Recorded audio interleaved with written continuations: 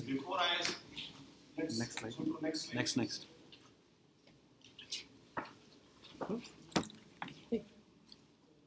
Hello. Yeah, next slide. Shifting. Sorry. Yes. So this slide. Set. Sorry. Can you go back? Go back there. Next slide, please. In this slide, I'm just showing the trend of natural disasters. We can very clearly see that the amount of loss, the number of disasters is increasing rapidly. You see the graph. It shows beyond any doubt that in the recent time we are facing more number of disasters, frequent disasters, and the intensity is more, which is obviously because of climate change and the factors like population, concentration of population and assets in some areas, rapid urbanization, and in many cases unplanned urbanization. Next slide, please. This I have shown that if we divide our disasters into two, the disasters which are because of hydrometeorological reasons and the disasters which are because of extreme weather events. So the disasters which are because of extreme weather events, they are increasing, and if you look at the last, the green curve, which is earthquake, the number is not increasing. So because of extreme weather events, because of climate reasons, the number of those disasters are increasing. Next slide. On the left hand side is the total number of deaths. This is a global solution. Right hand side, the economic loss, the damage. You can see very clearly that as far as the deaths are concerned, there is no, there are spikes going up and down because there are major disasters in sometimes in some regions. But if you look at the trend is constant. On the contrary, if you look at the trend of the economic losses, the trend is increasing. So what we normally say, although we are able to, in few cases, control the number of deaths, but the economic losses are mounting. Next. Very briefly, India is among the main countries which are high-risk countries, and it's one of the top 3 most vulnerable in the world in terms of hydrometeorological, and in the top 10 as far as the vulnerability, overall vulnerability is concerned.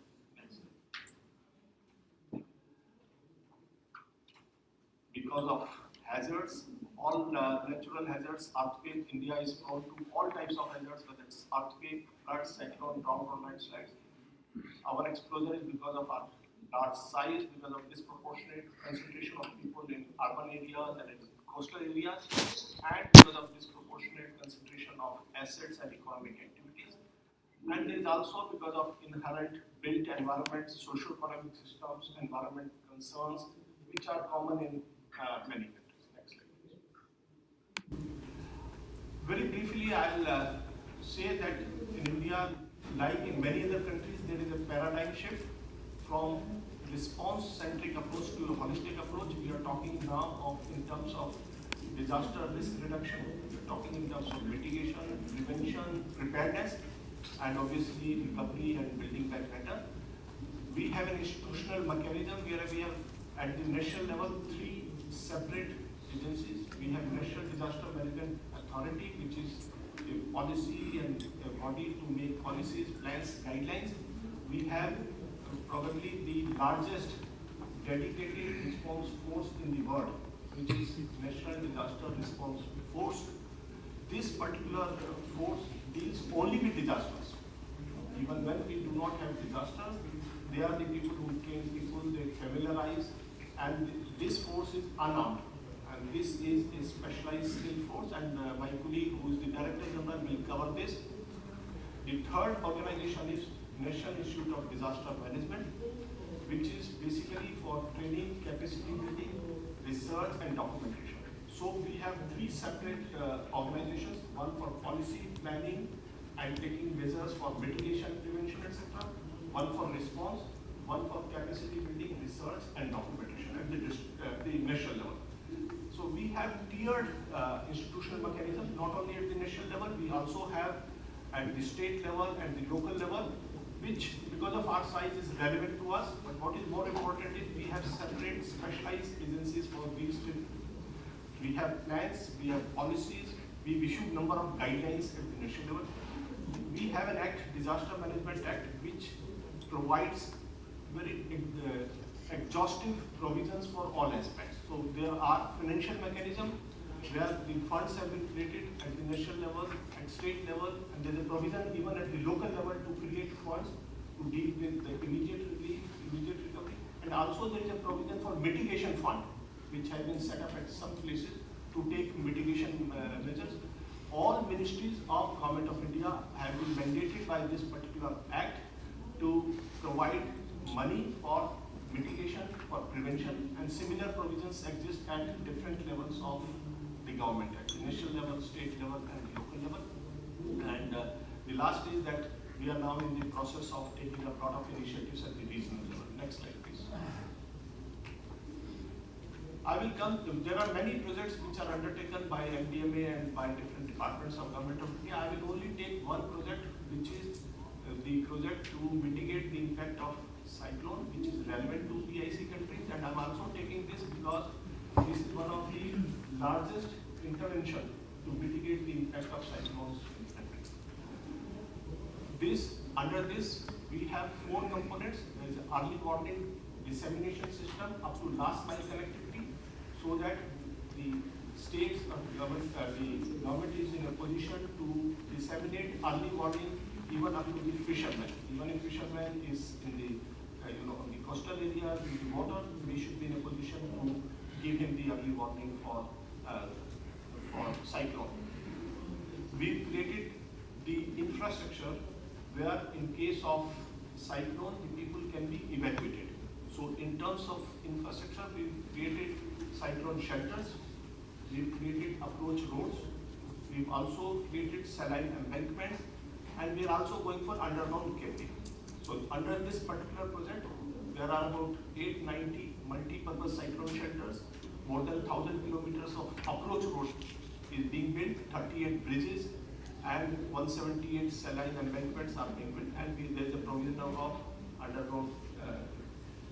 Under this particular project, we are also going in for capacity building of communities and the coastal people living in the coastal areas, and the entire the staff engaged in dealing with this particular issue of those who have to respond to cyclones. They are all being trained and their capacity is being built. Next slide. As a part of this project, we've also undertaken certain studies, which is we've mapped the areas, hazard, risk, and vulnerability assessment. We've assessed the gap in the capacity of different actors involved in, including community. Training modules have been developed to train those people. And we've also come out with a system of conducting post-disaster need assessment. Next slide. Next slide, please. In this slide, I've just shown that there were 2 cyclones. One was, there are many, but I'm comparing 2 cyclones. One which was super cyclone of 1999, and the other cyclone came in 2013. There was a cyclone in 2014 also, but I have taken 2013 because it is in the same state. So we are comparing how the cyclone, which was, what is the difference in handling capacity of the state. In case of that 1999 cyclone, this is the number of people who unfortunately died, more than 12,000. But another cyclone almost of the same intensity in the same state, we were able to completely avoid loss of lives. There was no evacuation in 1999 because we didn't have early warning system, and because of the efforts of the state government, because of creation of the shelters, roads, mock drill, mock exercise, etc. The community has been the awareness has been created. Because of all this, we evacuated more than 1 million people in this cyclone because we got early warning system, we got to know 3 days in advance. So because we were able to evacuate, the result was the number of lives we could save. While in 1999 we took up to 15 days to clear the roads, this time we cleared the roads within 24 hours because we deployed a large number of equipments, which is clear that we had chainsaws, we have boats, and we have so many other equipments which were deployed so that to clear these cyclone shelters. We used more than 10,000 school buildings and 247 cyclone shelters, and more are being built. And we associated all stakeholders in this. So my purpose of showing this slide is that as far as cyclone is concerned, we are undertaking one of the biggest intervention in the area of cyclone, and this is the result, and this is something which is common in our country and in many of the PICs. So this is one area where probably this could be used. Next slide. We feel that PIC countries are also vulnerable because of smaller size, because of insularity and remoteness, environmental factors, demographic economics. Sea level rise, we've been hearing since morning, is a major problem, climate change. And the another thing is, many of your countries need to be self-sufficient, because in case of our countries it's possible, and in case of other countries it's possible to provide relief, but in case of many of your countries, it may take few days for people from other places to provide relief, so it has to be self-sufficient. And we also feel that because of many islands which are flat, which are small, there is a need for, and which are prone to cyclones, there is a need for providing shelter cluster, and some of the islands are even using churches as shelter, emergency shelters, so probably we will look at this as well. Next slide. Next slide.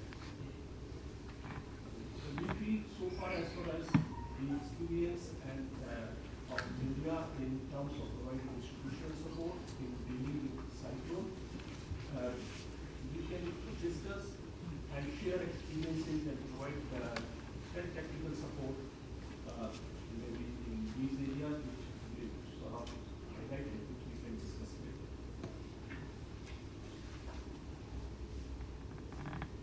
That's right. I think this has been on that I'm about to complete. So maybe next slide. I'll now request my colleague to cover disaster response.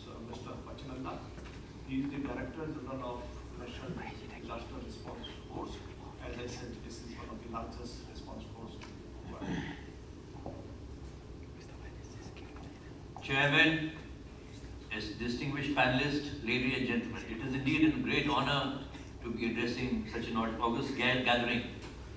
As just mentioned, that India is very vulnerable in varying degrees to different kinds of disasters, be it earthquakes, floods, cyclones, avalanches, landslides, forest fires, and with the increasing pace of industrialization, the danger of chemical and radiological accidents has also heightened. And on top of that, the specter of chemical, biological, radiological dangers is also looms large. The Prime Minister of India has laid the roadmap of disaster risk reduction in a very important 10-point program. Earlier, there was no centralized national disaster response force in India.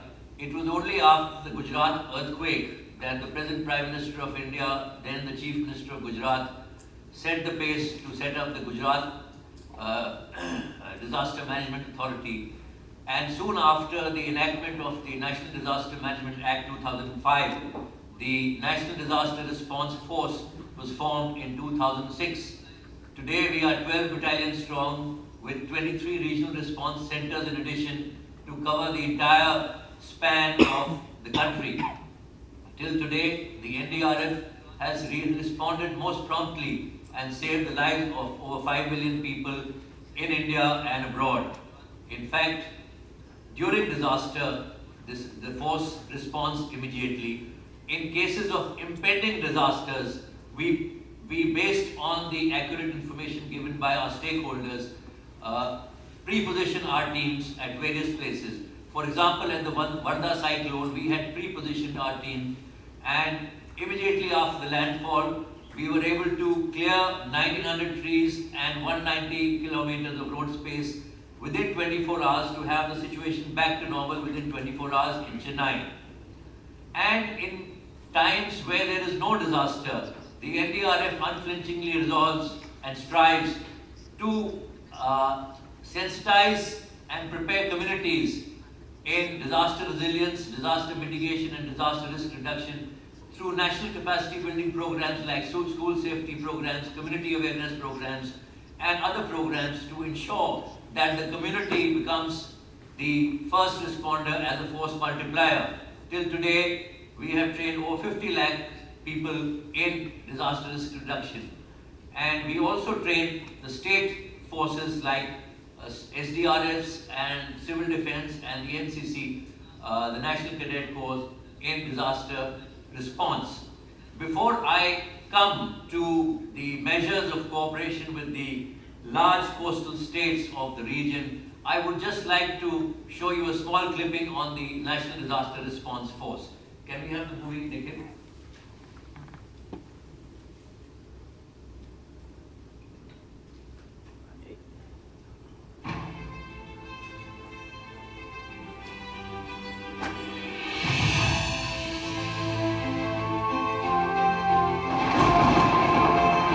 The monsoon has arrived in different parts of India. Though the skies are clear in Cuttack, the National Disaster Response Force, or NDRF battalion stationed here, is prepared for any calamity. A phone call from the NDRF control room is received. The message: floods have hit the eastern part of India and forces have to be mobilized. It takes less than 10 minutes to get this highly motivated, experienced and professional force into action. The battalion stationed in Patna is already at work. The rescue and relief work is in full swing to save lives and livelihood. Forces from the 12 battalions stationed across the country are promptly organized to meet the challenge of the rising waters of the Ganges. Water ambulances go around different localities of the city and outlying villages, providing water and medicines. The NDRF, a force dedicated to disaster response, was constituted in 2006. It adopted the motto of Apada Seva Sadaiv. In just 10 years, this specialized force has become a credible, dependable and visible face during disasters. छोटे से समय में 10 वर्षों के अंदर ही जिस प्रकार से डिजास्टर रेस्पॉन्स के मामले में आपने अपने को एक लीड एजेंसी के रूप में इस्टेब्लिश किया है, इसकी जितनी भी सराहना की जाए वह कम है। इसलिए मैं कहता हूं कि एनडीआरएफ के ऊपर समस्त भारतवासियों को गर्व है। NDRF has helped save 5,50,446 human lives. Its men are trained to cope with all kinds of disasters: cyclone, earthquake, landslide, fire, floods, and chemical, biological, radiological, and nuclear or CBRN emergency. Its contribution in handling the triple disaster of earthquake, tsunami, and radiation leakage in Fukushima, Japan in 2011 has drawn applause from the Prime Minister of Japan, Mr. Shinzo Abe. During the Nepal earthquake of 2015, NDRF was the first international rescue agency to respond to the emergency. 16 teams, 720 personnel, and 8 canines were rushed off to the affected areas within hours. Working tirelessly, the force was able to rescue 11 out of the 16 victims alive and help bring out 133 dead from the debris. सबसे पहले पहुंचने वाली अंतर्राष्ट्रीय सहयोग NDRF थी।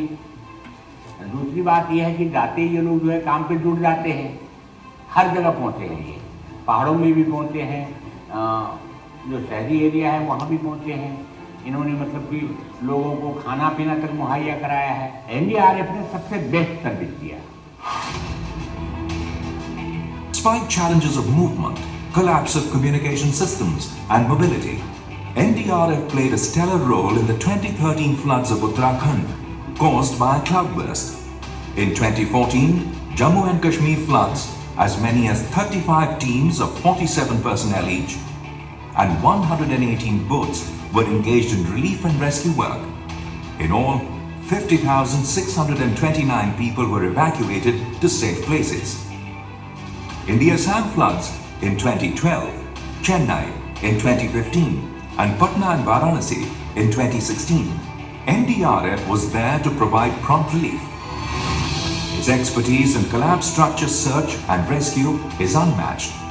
It has not only brought out people alive, but also treated the dead with dignity. One of its truly incredible operations has been the rescue of 2 construction workers trapped in a tunnel in Bilaspur, Himachal Pradesh. The force operates with highly sophisticated and state-of-the-art equipment, but it realizes the value of a trained army of canines and canine handlers which cannot be replaced. In Nepal, they did a phenomenal job of sniffing out humans buried under the debris of the fallen buildings. Realizing the need for a multi-sector approach to disaster relief and recovery, NDRF has signed agreements with the Department of Telecommunications for communication, Air Force for facilitating movement of men and machinery, All India Institute of Medical Sciences for training its personnel and supporting the medical teams, local NGOs and civil society organizations for planned relief. NDRF knows that the community is the first responder to any disaster. Hence, it has invested heavily in the training and capacity building of locals in vulnerable areas.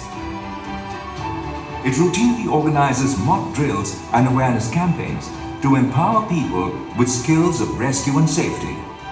NDRF alone has trained 4,470,645 people across sectors. Its hard work and sustained engagement resulted in the lowest ever loss of lives during the Phylline and Hudud cyclones in Indonesia. In 2015, NDRF organized the first South Asian Annual Disaster Management Exercise to create synergy and to synchronize regional cooperation on disaster response. Since its very inception, the force has fulfilled its mandate of responding speedily to disasters. Its personnel have brought to their job passion, energy, and commitment that has earned encomiums all around. A young organization, it has acquired disaster response capabilities and competence to devise future strategies to countenance the fury of disasters. Its professionalism and culture of service first and its innate humaneness has touched the lives of people in India and beyond. The National Disaster Response Force is the Government of India's humanitarian forte, which has always extremely promptly responded and saved millions of lives and livelihood. The NDRF has unflinchingly strived towards disaster resilience through national capacity building programs in order to sensitize and prepare communities for disaster risk reduction. We are for you, with you, always and every time.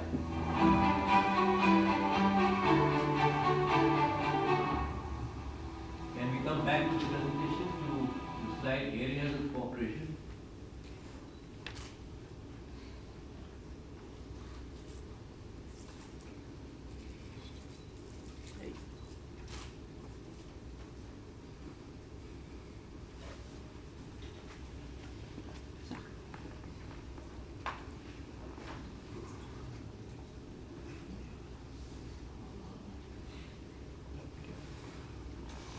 Use Windows 10 video laptop. Yeah.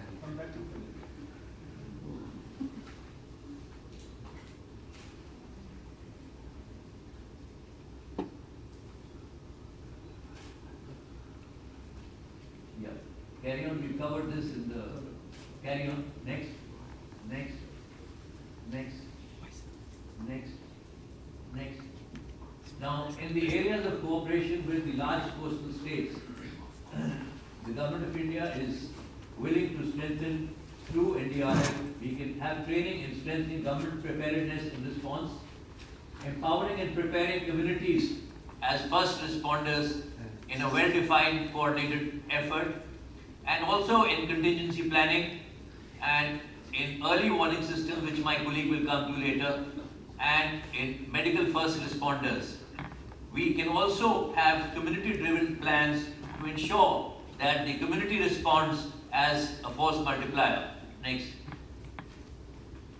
We can also train response teams, be it in the composition, equipment, because we have the state-of-the-art equipment, and in training infrastructures, be it in medical first responders, urban search and rescue. The other word is also collapsible structure search and rescue, because immediately in the aftermath of the cyclone or a flood, you have devastation, for which training in urban search and rescue or collapsible structure search and rescue is very important. And also we can have training modules in aquatic disaster response. Next. We can also have training for trainers in a community action for disaster response. How we understand the concept of disaster management, the basic aid to disaster victims, school safety programs, and preparing community for disaster risk resilience, disaster risk reduction, and disaster mitigation. I'm sure with a concerted effort, as a team, we can together strive to ensure that we work together, prepare together, each one teaches one, and together for this region, we have a better disaster response and mitigation system. Next. Thank you.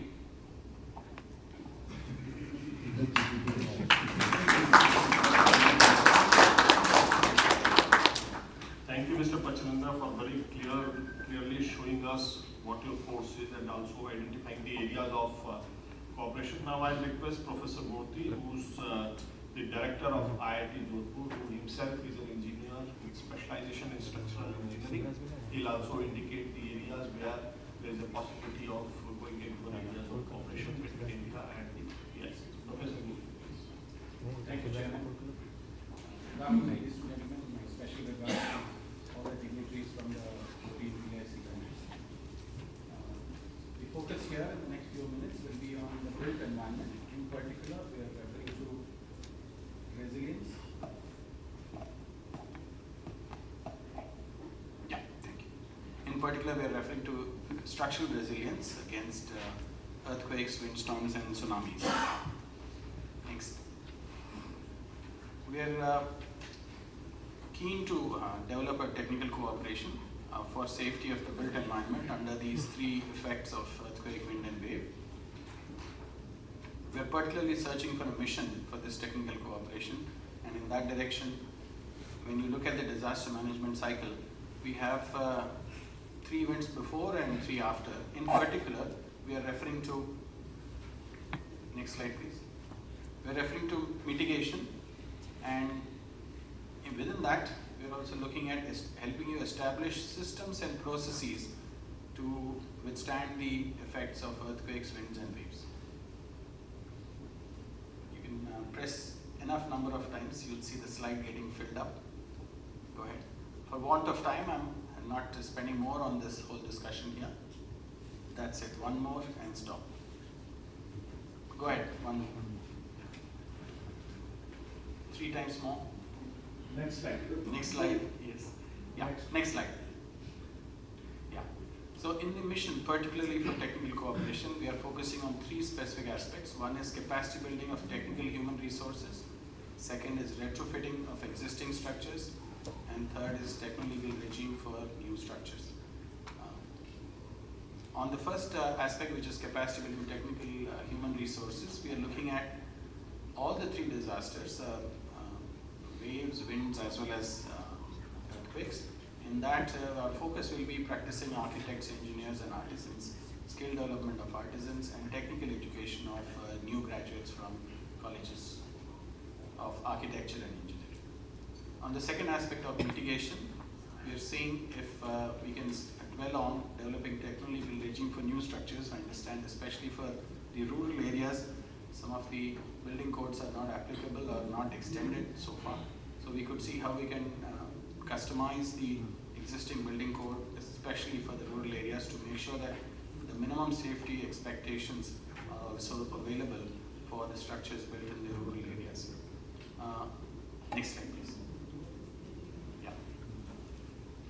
The situation with retrofitting of existing structures, it is always prudent to build better in the first occasion and then not to spend much more money or efforts in retrofitting later on. You will see that for the same cost, you will get two structures, one which has collapse possibilities and one which doesn't, for the same life cycle cost, I must say.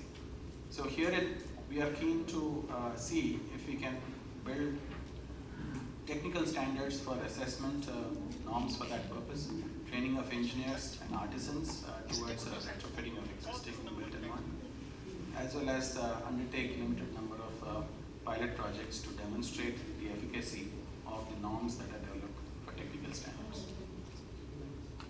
Thank you. Thank you very much. Thank you, Professor Murthy.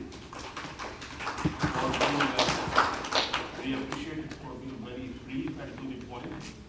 And maybe we have discussion later if somebody has to ask questions. Now I will request Dr. Mahapatra. Dr. Mahapatra is the Regional Director General of IMD Indian Meteorological Department. He is in charge of weather services. He has more than 20 years of experience of weather services. He is also the head of WMO, Regional Specialized Meteorological Center for Tropical Cyclones. And the success that we achieved in handling with cyclone, which I showed in one of the slides, IMD has a major role to play. I'll request Dr. Mahapatra to give his part of presentation, but I also request to be brief and to highlight the areas where we can offer. Respected Chairman, distinguished panelists, and distinguished delegates, and dear friends, ladies and gentlemen. So, as we have seen from the presentation from Mr. R.K. Jain, that cyclone management in India has become a success story. And when we consider the management of various types of disasters, it involves different steps as brought out by Professor Murthy. The first and foremost step is the hazard analysis, then vulnerability, then risk assessment, then warning, etc. So, with respect to that, India Meteorological Department is not only the nodal agency to provide cyclone warning service for the country, but also it provides the services to all the countries in the North Indian Ocean. That means covering the Bay of Bengal and Arabian Sea rim countries. As Mr. Jain pointed out, it is the Regional Specialized Meteorological Center like the RSMC NADI. As RSMC NADI is responsible for this region to provide tropical cyclone guidance, we are also responsible for that to provide guidance over that region. So the first and foremost step for management of the cyclone is to assess the hazard proneness of the cyclones affecting the area. So we have developed some technique to assess the hazard proneness of the smallest political domain of the country, which is called as the districts. In the left hand side in this diagram, you can find out that there are 4 types of colors. The red color is the most hazard prone, cyclone hazard prone districts, followed by the blue color and other, the green and yellow color. So that type of hazard proneness determination helps the disaster managers to plan for establishment of cyclone shelters. Actually, this project was taken up with the suggestion from National Disaster Management Authority. The basic requirement of this hazard proneness is to assess the requirement of cyclone shelters in terms of number, in terms of their locations, and also to plan for evacuation and relief and rescue measurement on the spot of cyclones. So when we go for cyclone monitoring, at present we provide sufficient early warning, which is 5 days in advance, which is very helpful for disaster managers to take all the preparedness measures before the cyclone approaches to the coast. In addition to that, 5 days forecast of cyclone track, intensity and landfall point and time, and associated heavy rainfall, winds, storm surge, and inundations. We also provide 3 days ahead the cyclogenesis forecast, that means indicating the probability of genesis of tropical cyclones over the area. All these are carried out with a standard operation procedure. Next slide, please. This slide explains the entire standard operation procedure, which has been reviewed in recent years, and every year we take stock of it and we update all the components of the cyclonic system. If in a nutshell I explain you the various components of cyclonic system, like any disaster or hazard, the warning starts with the detection of the hazard. So therefore, the first and foremost objective of a warning system is to detect the cyclone over the sea. For that purpose, we have all types of observations in space-based, upper air-based, and surface-based. For surface-based, we have got observations over the sea with the help of a network of buoys, floating buoys.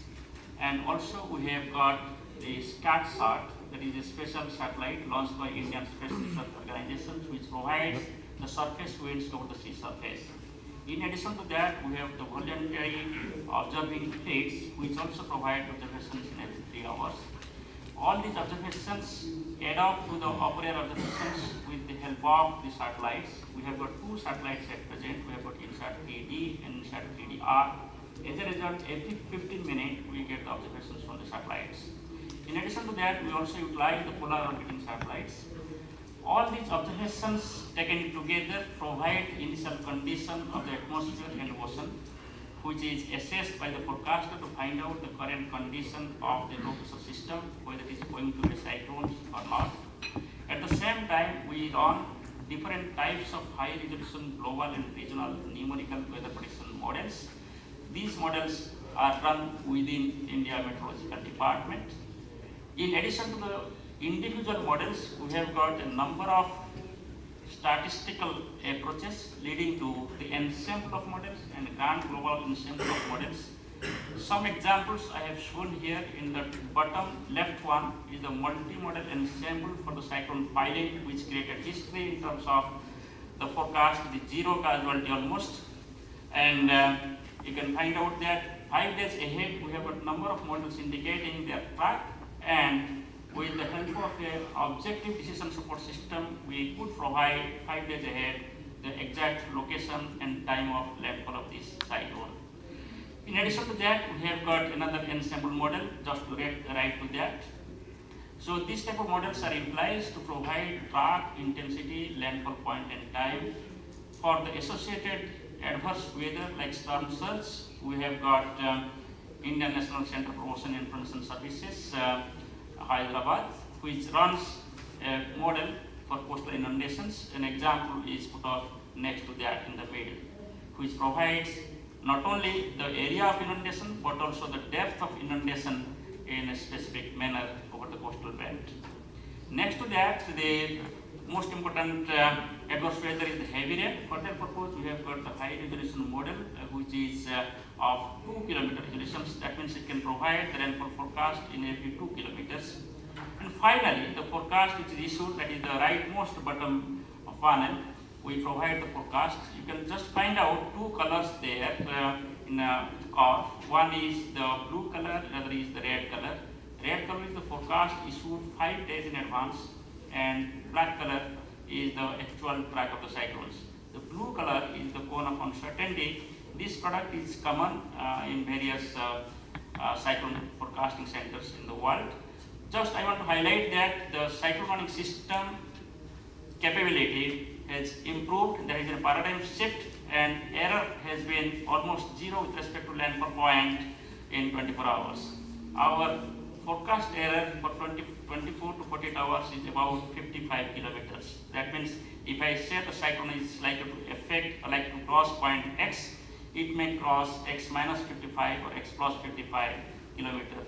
So therefore, the confidence level of the disaster managers have gone up, and they could evacuate and rescue all the lives, and there has been almost 0 casualty in all recent cyclones. To cater to the requirement of disaster managers, we have redundancy in cyclone warning disseminations. Also, in addition, we have Sorry. Yes, we have also the special dedicated website. The end forecast which is provided by us is not simply the forecast, it is an impact-based forecast indicating what will happen if this is the rainfall amount, what will happen if this is the wind, what will happen if this is the storm surge. Then accordingly we give the action suggested so that disaster managers can take action and general public can also take action. Next slide please. Just to highlight how much we have improved because of this paradigm shift in our approach towards early warning, you can see that there is significant improvement, accuracy is improved. Just like Mr. R.K. Jain was discussing about how the preparedness measures in filing has improved, indicating the minimization loss of life. Here also you can see how the area of evacuation has decreased from 500 kilometers to 180 kilometers, and how the cost of evacuation has decreased from 5,000 million to 800 million because of the accuracy in forecast. Next please. So therefore, considering our capability and considering the fact that the cyclone is a common hazard for Pacific Island nations and North Indian Ocean, the characteristics of cyclones, frequency, intensity and landfall characteristics for both the regions are almost similar. We offer that the cooperation can be built up by the Pacific Island nations and India with respect to the early warning systems. Here we propose that we can provide the capacity building measures in terms of training. Especially, we will suggest here the training of trainers. If we can train the trainers from each country, 2 persons each, then they can go for en masse training in each country. We are also open to go for en masse training for different countries also. So we can not only provide training with respect to cyclone forecast, but also we can provide training with respect to other aspects of weather forecasting like numerical modeling, interpretation of satellite and radar products, etc., and impact-based forecast and warning. Thank you.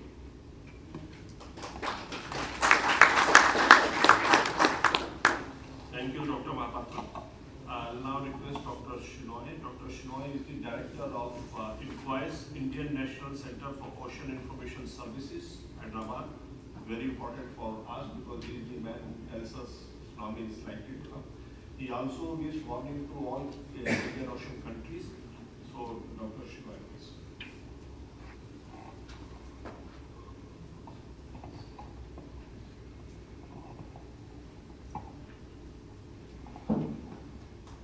Thank you, Chairman. I will just briefly go about the tsunami early warning system which India has established after the 2004 devastating tsunami in the Indian Ocean.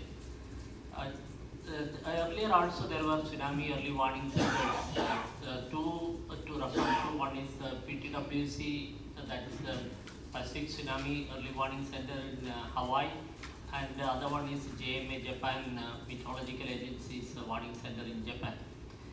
Both these centers had a philosophy that if the earthquake magnitude exceeds certain value, then the tsunami will be generated. That was the assumption. But in India, when we set up this tsunami early warning center, we realized that if we depend only on the earthquake magnitude, because all earthquakes having a greater magnitude need not generate the tsunami. Only particular type of earthquakes only can generate the tsunami. So if you depend only on the earthquake magnitude, we will end up in giving the false alarms and false early warnings, which will prove to be very counterproductive in India because that will involve evacuation of millions of people, and third time people will not move out of that area.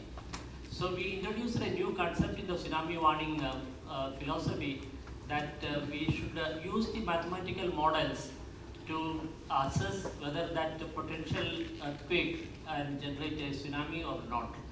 And also we introduced the concept that instead of giving ocean-wide tsunami early warnings, we should be able to pinpoint and tell at the coast which are the areas which will get affected and what are the likely waves, the height of the waves one can expect, and what are the time at which these waves will arrive at that coast. So what we did was we introduced the mathematical model to assess the potential of the tsunami, and also divided the entire coastline in political boundaries of a district or about 50-kilometer stretch, and started providing the warnings using both these with the help of this. Of course, the confirmation of the tsunami has to depend on the observing systems. For that, we have introduced sea level gauges transmitting data in real time to the sender, as well as the tsunami buoys in the deep oceans, which will transmit the data to the tsunami warning centers.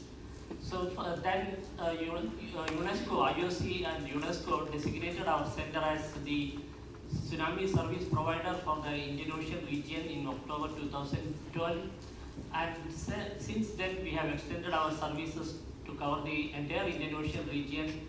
About 23 countries are covered with that.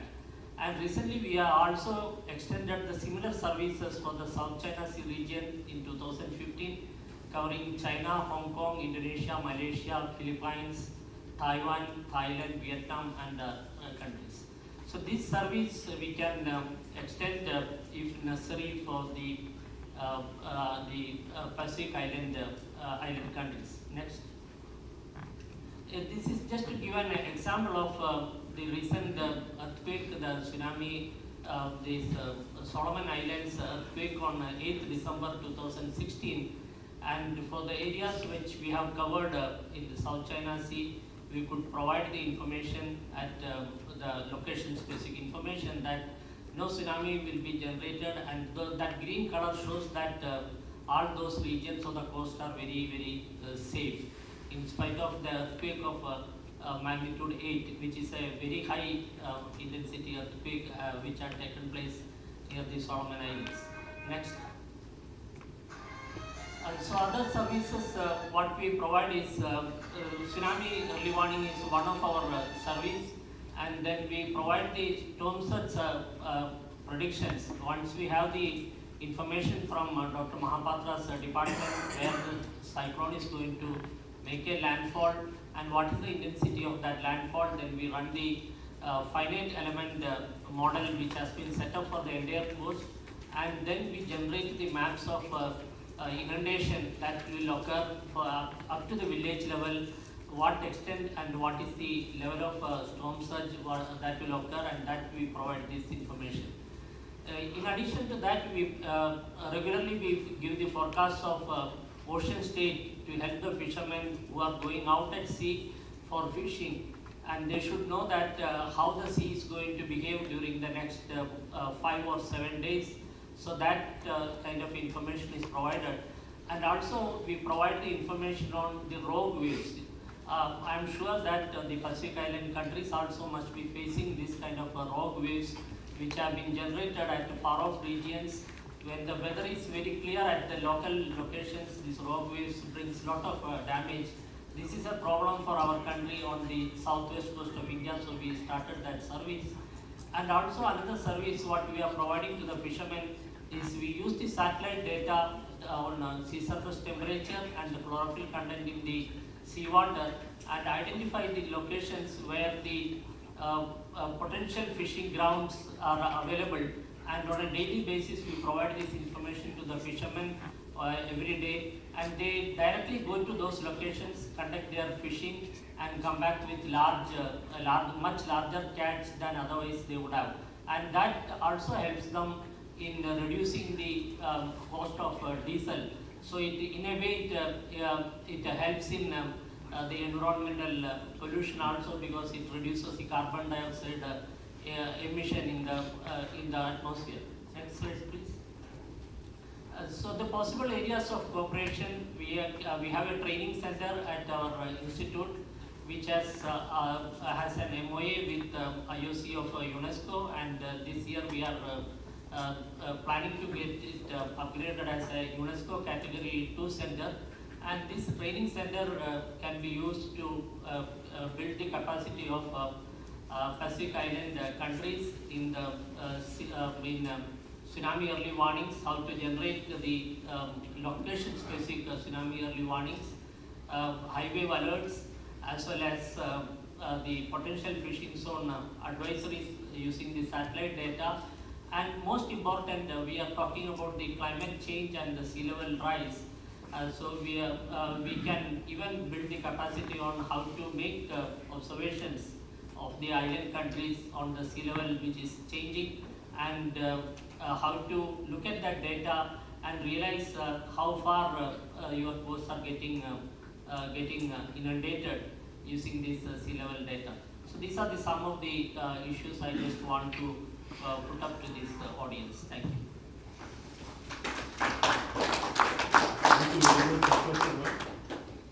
I think we've been hearing, and we've now heard all the people who come from India, and each one of them has identified the areas where we can cooperate. Now we're trying to shift from speakers from India to others. So maybe I'll now request Mr. Michael Arunga, who is the Information Services Officer of the United Nations Office for the Coordination of Humanitarian Affairs.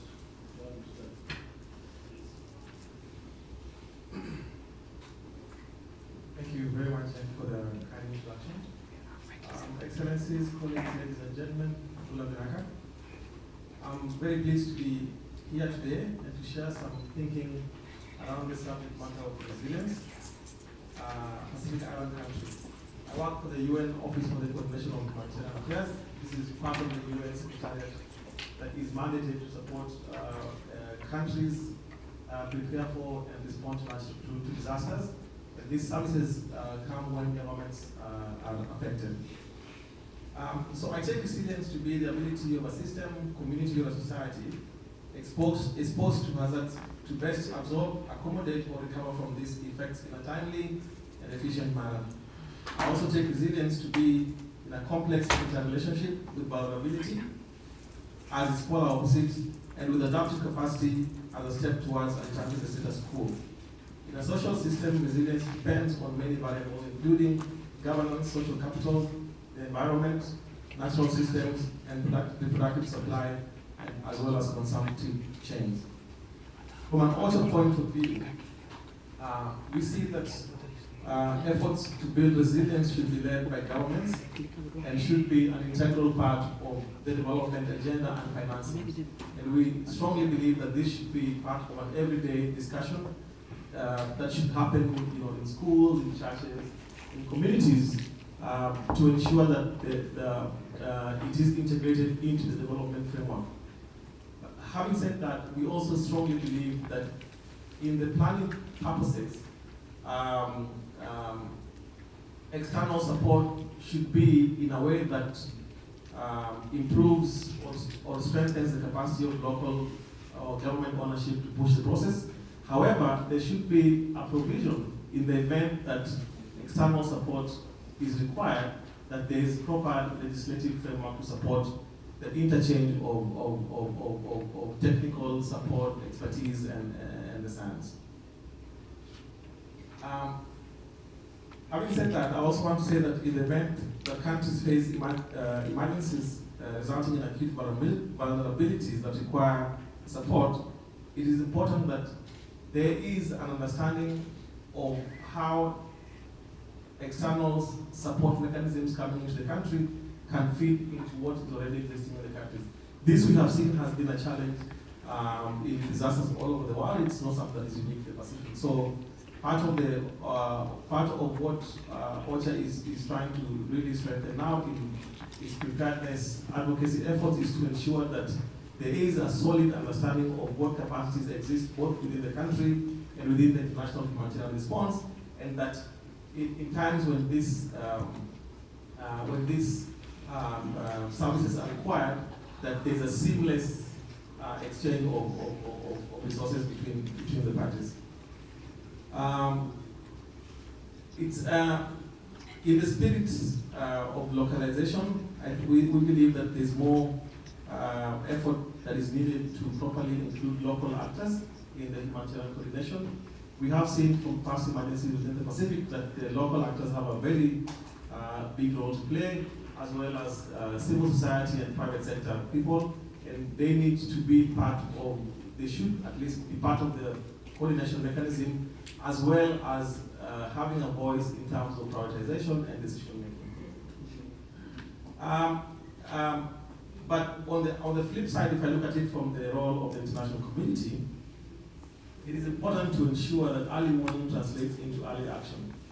And this is really important because currently, only approximately 4% of international of monies that come from international partners, specifically for disaster preparedness and response, only 4% targets preparedness efforts, while a majority of that is mostly to do with recovery and relief efforts. So there's need for a sort of a shift of that to have more resources in preparedness. And then humanitarian organizations also need to work together and complement each other as opposed to working in silos. The Pacific Humanitarian Team, which is a regional network of partners in the Pacific, have come together, for example, now to sort of have a joint approach to preparedness and move away from sort of having a more regional focus to a very country-specific approach that looks at the capacities within the countries and also have that dialogue in terms of how they would like to see international response mounted in the event that they require that this is required. Thank you very much.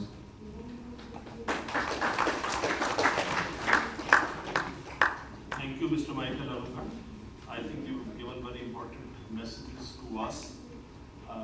Mainstreaming of disaster risk reduction is one of the key themes which anybody in disaster management will be talking about. And obviously, we have to go in for sustainable development, and the disaster risk reduction has to be part of it. I think you brought it out very clearly. And the other aspect is equally important is to involve the community, because without involving community, it's difficult to talk about disaster management. And this is also a fact that this shift has to be there for a lot of resources to go in for preparation for mitigation, which obviously needs much more focus. Thank you very much. I will now request Mr. Paul Belli, if I am pronouncing your name correctly. He is the Permanent Secretary for Infrastructure and Transport, Republic of Fiji. He is the man who specializes in infrastructure planning, procurement, funding and financing, private and public enterprises, partnerships, project delivery. He has extensive experience, international experience as a merchant banker. He's been an expert and international advisory pool of experts in public infrastructure for a 3-year terms with the background of accounting, finance and economics. So, Dr. Paul, floor is yours. Thank you. And thank you for the opportunity to talk. I thought today it might be just useful to share some thoughts, a practical experience that I've had. I had the interesting challenge of arriving here in Fiji 4 days before tropical cyclone Winston struck Fiji, which was the most savage storm to have hit the southern hemisphere in the history of record keeping, and I think the second most savage storm in the world. To give you an idea, winds of over 300 kilometres an hour were experienced here. Just by way of introduction, you know, here in the Pacific we've constantly been hit by cyclones. Between 2012 and 2015, for example, 3 cyclones hit Samoa, Tonga and Vanuatu. And between them, the damage to GDP and GDP was ranged from 11% to 64%. And indeed, the thing that we have here in the Pacific, which is so important is to remember, is that critical infrastructure, including our primary roads, are all coastal based and adjacent to the coast, and that's of course where the majority of our populations live. And so what happened when Cyclone Winston arrived, as I give you a bit of an idea of the whirlwind, arrived on the Tuesday, met the staff of the ministry on the Wednesday, accompanied the Prime Minister to open up a village electrification program on the Thursday. Friday got ready for the cyclone. The cyclone hit on the Saturday. Sunday afternoon, all the permanent secretaries were called. There's 21 ministries in Fiji.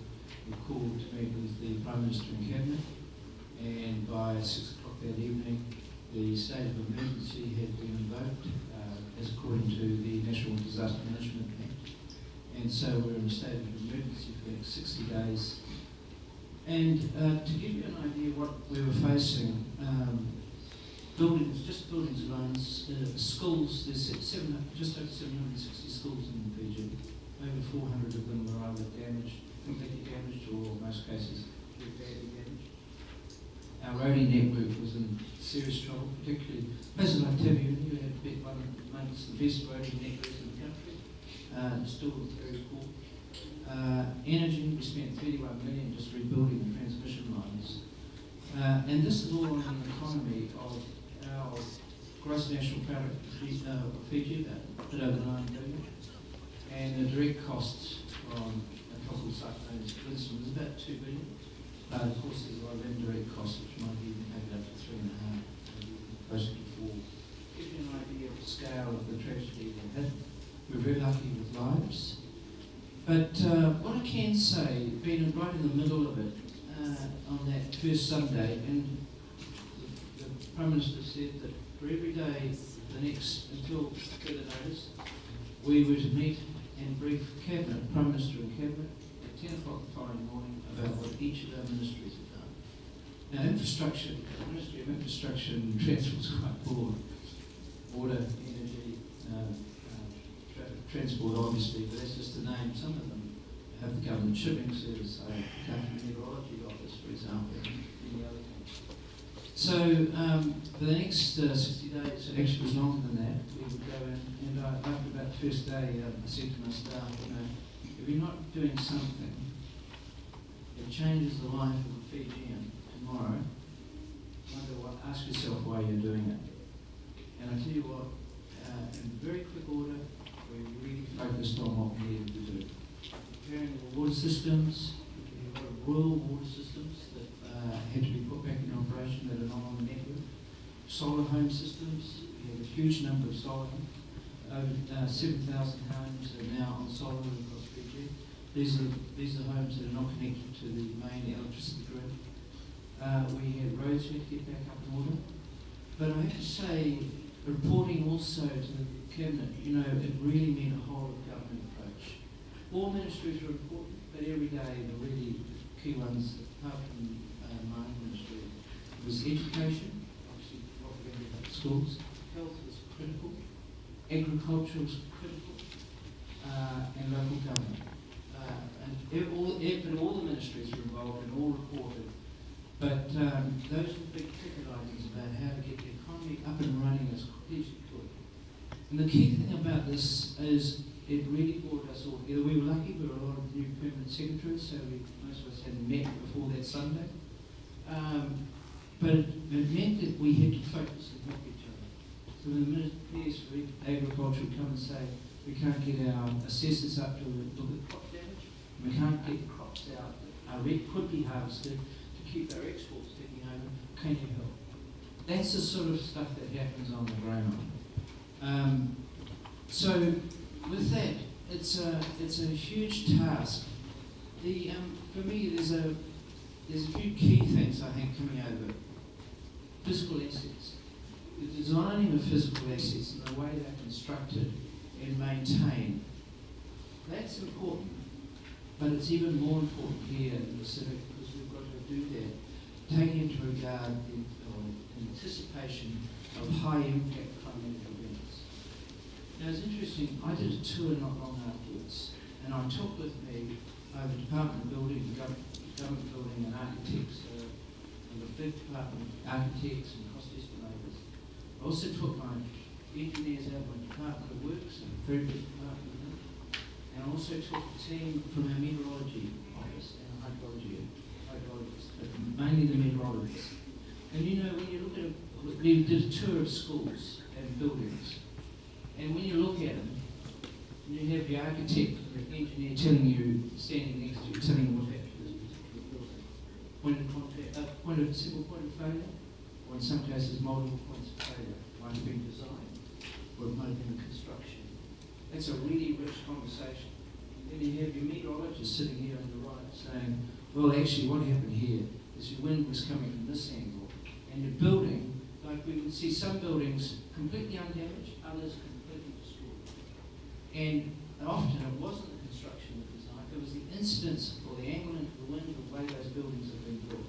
Now we went to one where there was a nice L shape, up against the hill, and the local villagers prevailed upon the builders to not build it up against the hill, but move it across out so there's a nice entrance coming off the road. That building, the nice bit of the building, was completely destroyed, but this part is not. So, you know, it's taking into account, and I'm very pleased to have from the Indian Met Office here, Department of Meteorology, because one of the big lessons we've taken out is there's a huge wealth of information. We've got all the meteorological and hydrological information we need. So when we're redesigning buildings, we need to be able to access that and say, well, what actually happened in the last few cyclones?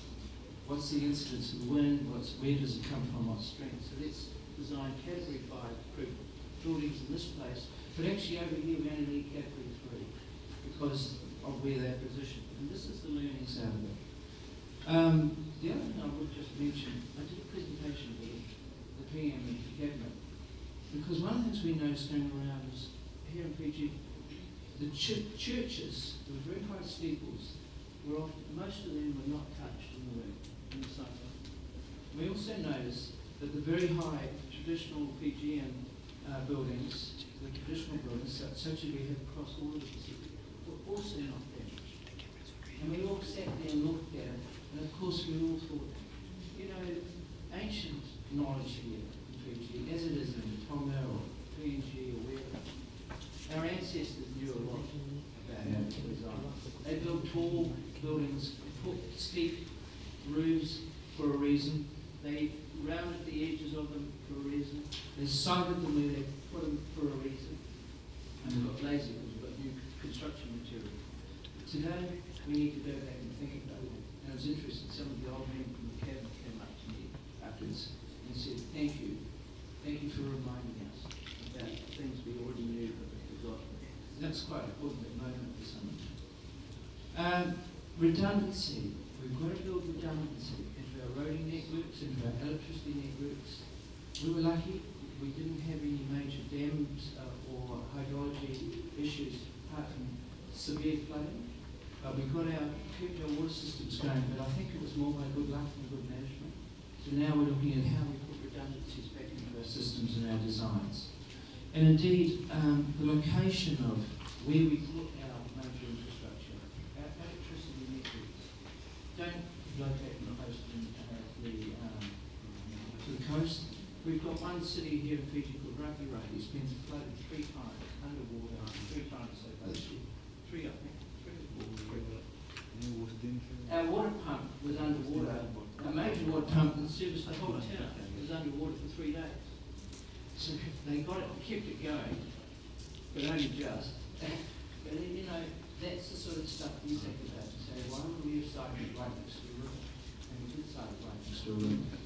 So where are we designing and putting this stuff? And also, our electricity network, we put transmissions, we traditionally put transmissions in all countries. I know, I'm in New Zealand, I've heard. Even over the steep hills, up over the mountains, in exposed places where there's the wave and the population, they were the ones here in Fiji all blown away.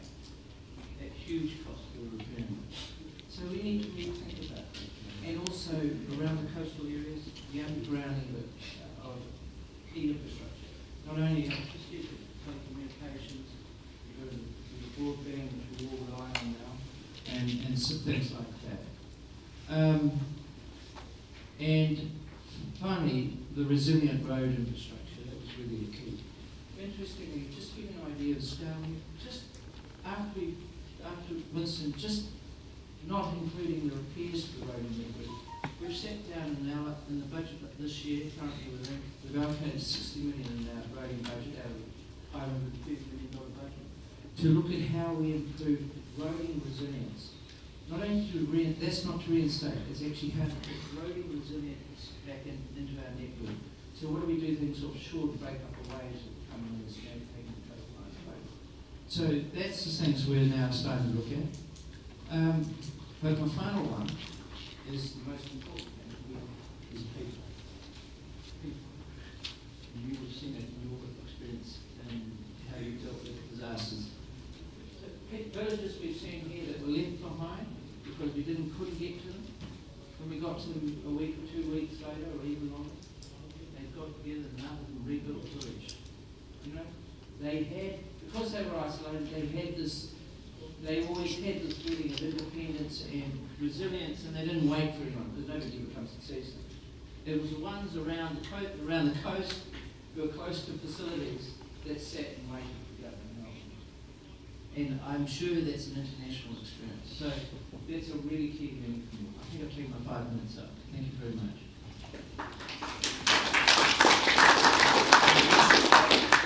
I think listening to you is, the same that we listen. I mean, I've listened after the many disasters in India. Exactly the same lessons. I showed that slide. I did mention that the number of lives were lost. I didn't say what you said is, although the lives were saved, but the economic losses were huge. Even in 2013, 2014. So even in cyclones where we've been able to, and it's been quoted in our global disaster report, the cyclone that I was mentioning has been quoted as a success.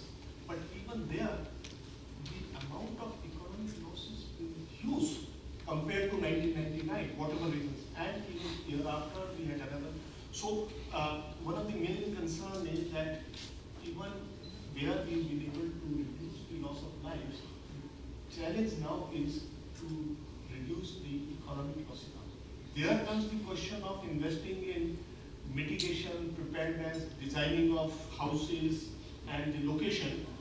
I am told in our coastal area in India, there are, whenever there's strong wind or cyclone, there are many houses where the roofs are blown away. And the designs of the houses in the coastal area are built, which we were discussing if they are built to take up to 200 miles, 300 or 200 kilometers per hour or something. We can save a lot of this damage. So I think it's a very important point that you brought in. And obviously every department has to play a role. In fact, in after Varda cyclone last year, even we had to bring in the Department of Banking because the premises and the ATMs were submerged. So we had to bring that in to bring in the mobile ATM so that people can take. So thank you very much for bringing out all those things which are common. And I think we can jointly sit and find solution to it. I'll now request Mr. Scott, who is the head of FIDP Pacific Island. Thanks, Chair, and good afternoon to my fellow panelists, and good afternoon to everyone here. And I'll try and make my comments reasonably quick because we've obviously been here for quite a while, and I imagine people want to talk and ask questions. I guess just to build upon Paul's presentation, I mean, what happens at the regional level, and let me clarify too, I'm not specifically the head of the FRDP, but I'm part of a group effort that's been happening at the regional level, that's been building on the lessons that's happened at the national level in terms of policy experiences harshly learned from Wilson or Pam in Vanuatu, Evan in Samoa, etc., and a variety of related natural disasters. And let me emphasise at the regional level that for the Pacific in particular, that we are one of the most at-risk regions in the world from natural hazards. And according to the World Risk Report in 2015, they identified that the Pacific had 4 of the top 10 most nations at risk in the world, including 2 that were the most at risk globally. Overall, we know that small island developing states are also highly exposed to shocks, as we know from just Paul's previous discussion about Winston. But also the fact is that most countries in the Pacific are overrated, either vulnerable or extremely vulnerable, according to the UNEP's Environmental Vulnerability Index. And these issues with regard to also in terms of national experiences of traditional learning is very important too. Similarly in Vanuatu was that traditional structures in Vanuatu were the ones that provide a much more high level of resilience to the cyclone Pam than newer structures using more modern materials, as Paul also identified. So we've talked about things happening internationally, the lessons experiences in India, but also we've heard now about the experience in Fiji. And so we've had some really good and fascinating presentations about the specific initiatives, but also learnings that have come from this. So how do we take that together going forward? Because this is particularly important, because when we're talking about the value of working at the regional level, we're talking about being able to bring together partners, being able to learn from the experience of the countries, but being able to also support the countries going forward. Not all the countries have the depth of experience, but also the capacity that Fiji has. Many of our smaller states are extremely sort of capacity constrained, and so the sort of disaster that befell Fiji last year would provide even worse challenges for some of the smaller states which are much more capacity constrained. So I guess the question then is how can partners then work together to be able to support national elements, national efforts, but also their policy and development of institutions. And I guess part of my role here is to talk about what's been happening at the regional level, and in particular the developments that have led to the development of what's known as the Framework for Resilient Development in the Pacific. Now the FRDP, as it's known easily for me in terms of acronyms, is that's a regional strategy that advocates the integration of actions towards both climate change and disaster risk management wherever it's possible. And this is meant to be able to reduce duplication, to streamline the use of resources, processes, and also the use of technical skills. It was formally endorsed by Pacific Island Forum leaders last year at their meeting in September 2016 in Pohnpei. And in particular with regard to some of the key elements that I thought I might draw your attention about what the FRDP is meant to be able to provide is that particularly it focuses on issues related to a coordinated regional approach to supporting national priorities. Again, the important thing is to understand that it's not a regional strategy that's meant to replace national strategies but reinforce national priorities going forward. The other aspect too is priority actions to be implemented as relevant to the individual priorities and needs of different stakeholders, with some actions being better implemented at the regional level. So the issues with regard to early warning systems sometimes lend themselves towards regional actions that work with regard to the use of meteorological services and climate services advice, again, lend themselves to the expertise at the regional level, as opposed to the actual hands-on at the national level, such as rebuilding roads, putting up transmission lines, etc. at that level. The other aspect too is a framework for cooperation and partnership and the sharing of lessons learned, because this is where we get the most value for money in terms of learning from Vanuatu, learning from Fiji, learning from Samoa, learning from Tonga, learning from all the natural hazards and disasters that befell our region, so that we learn going forward, so that we're able to utilise those preparatory activities going forward in a much better and more effective way. The other aspect too is that the FRDP is shaped around providing, as an emphasis is on voluntary priority actions for all levels, so that, for example, at the issue with regard to national level governments, but also subnational, the private sector, civil society and communities, and regional organisations and development partners, because all of them together have to work together and cooperate and collaborate to be able to effectively work, to be able to ensure that the building of disaster resilience and our actions post a disaster are made efficiently and effective as possible. Because that's been some of the key lessons that we've learned from recent disaster experiences. When you look at the post-disaster needs assessment for Vanuatu and the experiences that Vanuatu had, for example, you see the fact is that there's issues of cooperation on the ground beforehand, but also post-disaster are vital, being making sure there's efficiency of resources and efficiency of action. Now to be able to support this process going forward, the FRDP has 3 goals. And the goals, for example, goal number 1 is about strengthening the integration of adaptation and risk reduction to enhance resilience to climate change and disasters. So you notice the focus with regard to integration of adaptation and risk reduction, because there's a very much important overlap between what's known as climate change adaptation and what's known as disaster risk reduction. That is part of the issue with regard to economy of resources, making sure that we're making the best use of our limited resources, both people and money in the region. The other goal that I also reflect on also is about strengthened disaster preparedness, response and recovery. And that's fairly obvious with regards to the fact is that we need to be able to ensure that that issue of capacity and preparing for emergencies and disasters, and therefore ensuring timely, effective response and recovery, is undertaken quickly and effectively going forward for the region. So I guess just with regard to identifying quickly with regard to some key messages, As I've said to you, climate change and disaster risks are cross-cutting actions and must therefore be placed at the sectoral level. So we need to be able to look across, not just at the national level, at the broader, but also be able to look at the relevance with regard to how the sectors in health, education, water, sanitation, social assistance, energy, agriculture, fisheries, etc. can all work together, environment, transportation. And Paul very much well demonstrated that about the practicality of having those experts in those various fields working very closely together, being able to not only assess the damages, but able to make better plans for the future to build back better and reduce those risks as we go forward.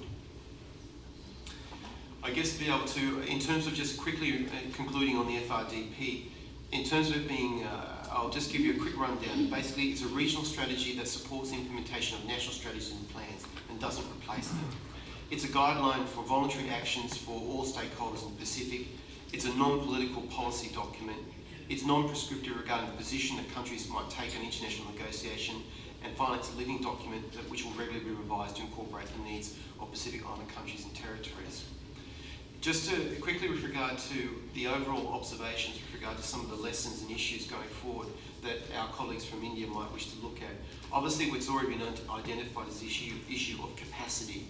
But capacity building needs to be targeted at the right level to ensure that it achieves the right outcomes for the Pacific Islanders. And that often, for example, means that it needs to be tailored correctly at the national and also the community level. And it also needs to be accustomed to the different cultures in the region as well. So that training that may work very well in Fiji may not work very well at all in the North Pacific. So again, there is a bit of need to be able to make sure that you choose formats that are just not one size fits all, but are also being able to be effective in terms of reflecting the national capacities and the national sort of cultural approaches going forward. The other aspect too is that in terms of assisting and working in the region to be able to ensure that our first responders are professionalised, to be able to ensure that there's improved, better coordinated national response capacity. This is also a very important aspect going forward as well in terms of being able to ensure that we're providing the right capacity support at the right level, being able to ensure that the appropriate areas in terms of those related to preparatory, to dealing with pre-disaster in terms of preparation, but also the post-response are appropriately. The other issue is with regard to inclusivity. Again, the making sure the fact is that we don't focus upon government or focus on non-state actors or focus on other groups, for example. We need to ensure that we're working across the private sector, civil society, national, traditional and local actors to be able to ensure that it's an inclusive approach to be able to be effective and to be able to make sure that all the actors' particular efforts and resources are harnessed effectively and exploited appropriately, because governments can't do and lead this by themselves. And finally, I'd like to be able to emphasise one particular issue which hasn't been raised before, but it's the issue with regard to finance. Finance is vitally important, and I guess the only question I have for Paul is that issue with regard to finance, because when you've got to do a lot of repairs and a lot of maintenance and a lot of work in the short term, how is that financed? This is a critical issue going forward, because obviously we know that the finance related to preparatory issues is very different to that in the first 24 to 48 hours. That which operates then in the first 14 days to 30 days, and then obviously the reconstruction for that period after those 60 days. So those issues as well in terms of understanding finance and how that is funded is very important going through as well.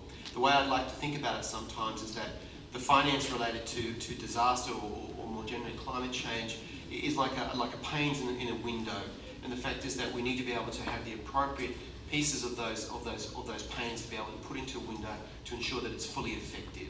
So thank you very much, Chair, and I appreciate your indulgence, and thank you for the opportunity to be here. Thank you very much. So I now request the last speaker, as we're running out of time, and I know he's one of the key men, we must hear him. So, Mr. Tato, thank you, Chair. Let me start by saying that I think one of the objective of this breakaway session is basically to look at opportunities or look at the gaps and the challenges and trying to turn opportunities into partnerships. And having said that, I think this is where really the countries that are around the table right now need to be looking at what are some of the gaps and the challenges that they still face in terms of resilient development, and how that could be turned and formed into a partnership between the Pacific and India. I think that's key and important for this occasion. I took that point from our discussion during lunch, which kind of changed my presentation totally, shifted it. And what I've been asked to do was to drill down a bit in terms of what are some of the gaps, what are some of the problems and the challenges that we face. But given the time, I will just focus on the early warning systems. I've been talking with a few of my colleagues around the table. And I guess for the hydrometeorological, I think while all the disasters are actually rising exponentially, quite a lot of hydrometeorological disasters, floods, droughts and cyclones for the Pacific are quite significant in terms of the impact that actually the Pacific faces from these disasters. And I think for these the hazards, we have four main aspects to it. One is detection, warning, dissemination, as well as response and so on. I guess when we look at the whole issue regionally, in terms of cyclone, quite a lot of our regional Met actually have improved in terms of their forecasting and so on, model forecasting and projections and so on. But I think one of the issues that we would like to pick out here is in terms of impact forecasting. I think that's something that needs to be looked at. Perhaps that's particularly, I think this was the case for Vanuatu, when the 250 kilometer per hour winds, 150 kilometer per hour winds, how does it actually impact at the community level and so on. So those are some of the things that maybe needs to be looked at not only a scale of a country, but perhaps regionally. The other issue is in terms of dissemination, reaching the last mile, so to speak. I guess one of the issues here, particularly, we depend a lot on TV and radio for dissemination. But we know that in some of our communities, some of our out islands, they do not have access to that. Perhaps because of the technologies that India has in terms of satellites and so on, this could be something that needs to be looked at on how satellites could be connected to some of our regions to be able, given the footprints that you have globally, how can we actually use that to help in reaching the last mile in terms of dissemination of information and so on. Now, I think in terms of drought, I think a lot of our Met have done significantly well on meteorological droughts. But in the area of agricultural and hydrological droughts, those are some of the areas that really need some support. So we really perhaps would like to see whether there could be some areas of collaboration and partnerships around the area of agriculture and hydrological droughts. In terms of tsunamis, I think while we rely on the PTWC, Pacific Tsunami Warning Center, it's okay for regional, say for example, regional earthquakes that are happening or not, but if it's local, then that could be an issue that needs to be looked at. So really, on earthquakes that are actually local, you need a faster response in terms of getting the information out so that people are actually have to evacuate or some of those response needs to be triggered. So perhaps that's something that could also be looked at. I'll just jump very quickly into terms of preparedness. I guess in the issue of preparedness, I think globally we've moved from looking at response and now preparedness in terms of response, but now it's preparedness in terms of risk reduction. And I think that's something that I think we, as the Pacific, very much would like quite a lot of support in those areas in terms of risk reduction, particularly when we have sea level rise is a major issue for us. So in that case, our coastal shorelines, our bathymetry, as well as our topographies. I mean, we need quite a lot of those. Some of our countries need quite a lot of that. So I think those are some of the things that could be done in the area of risk reduction. As well as in terms of adaptation, I guess climate change adaptation, sometimes we do reactive climate change adaptation quite a lot, but it would be no good to start looking at proactive adaptation. Some of the proactive adaptation programs that you do in India. I'm looking broadly here in terms of land use planning, national land use planning, hazard risk mappings. We had tried to do that for Fiji, but I think we couldn't. But I think quite a lot of our countries still need a lot of those risk and hazard mapping. So you see, there's quite a broad range of areas. So I will stop there. But I guess I will just basically say that, you know, at the Pacific community where I work, and I think this also, we have 6 divisions that we deal with in fisheries and forest, land resources, and also we deal with public health and all those areas. So we are open for collaboration. Thank you.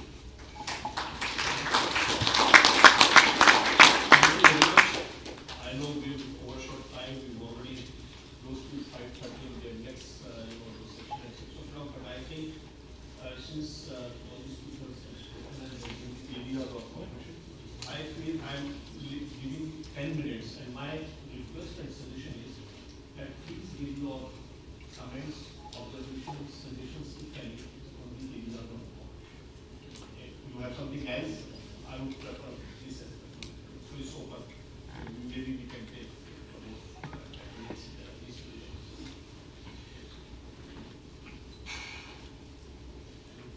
Anybody? Yeah, please. Yeah, please go ahead. If you can introduce yourself from which mission you are. And then. Thank you, Chair. My name is Lucy Bogari. I'm the High Commissioner of Papua New Guinea. I just want to say that I'm really overwhelmed by the amount and the richness of the presentations, the number of presentations that were made, but the richness of the presentations that we saw being presented from our Indian colleagues. I guess it's a matter of size, scale, and all that. India is such a vast country. It's just those of us who have never been to India, we just read about it and we're overwhelmed also by the information that we get. And I've been overwhelmed. But I think there's something we can take out of that. And how can we add value to what is going on here in the conversation? It's very, very important. And I would like to be very brief. India is a dialogue partner of the Pacific Islands Forum. And most of the membership of the Pacific Islands Forum are the Pacific Island countries. So I'm picking up on what the representative from the UN said, is that working with what we've already got is very important. What we already have is very important. Also, the presentation from Mr. Bailey, I found it also very, very, going back to what we had traditionally. Of course, the challenges have really overwhelmed the traditional practices that we've had in the Pacific, right? So the buildings that we've had, for example, that's what you talked about. So I think going forward, we can look at appropriate technologies for the Pacific. And the blueprint that's already there, the framework for resilient development in the Pacific, it's already there. India is a dialogue partner of the Pacific Islands Forum can pick up on that so that we are not continuously overwhelming ourselves with more information. That's my short-term recommendation and advice. Thank you very much. Thank you very much. Yes, please. Yeah, my name is Mahendra Kumar. Just perhaps to complement some of the comments made by the High Commissioner, as we're all aware, one of the biggest challenges in the Pacific is, given the large ocean space, is data and data resolution and equipment to be able to monitor this whole large ocean space. On the other hand, of course, in your very impressive presentation, you talked about Indian satellites providing you data every 15 minutes and so on at extremely high resolution. And I'm just sort of was thinking here, isn't there an opportunity here? Perhaps we could use or perhaps try and somehow exploit the Indian technology and position in space and satellites to assist the Pacific countries which are always in need. And that's one of the biggest barriers in terms of monitoring, in terms of adaptation, building resilience, you name it, and the communications and so on. So I don't know, I'm just sort of thinking this could be a useful opportunity for the kind of collaboration which the High Commissioner is talking about, where you could provide the Pacific Islands with something which is really urgent and useful. Thank you. Thank you.